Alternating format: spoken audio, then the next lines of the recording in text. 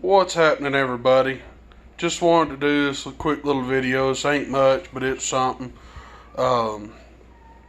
This is a tractor I've had for a long time. There was a lot more footage of this, but GoPro decided that the audio does not want to work.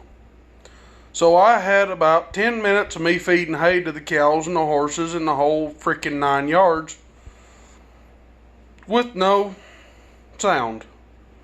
Until about the last minute of it, it decided that the sound should work, or the audio should work.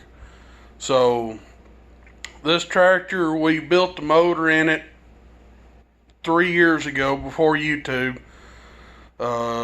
This tractor's got like 15 or 16,000 hours on the frame. We went through and did a complete engine overhaul, put a new clutch in it. Put bigger pistons, bigger injectors. The injection pump is turned up on it. I think from the factory that tractor's supposed to be pushing about 68 horsepower. Our local Deere dealer dynoed it after we got it back, and it is pushing about 80 horsepower to the PTO. But anyways, and it's also straight piped. We gutted the muffler on it, did that. And I've pulled around baler with it. We've done the whole freaking 9 yards. But anyways, I'll let y'all watch this little road trip.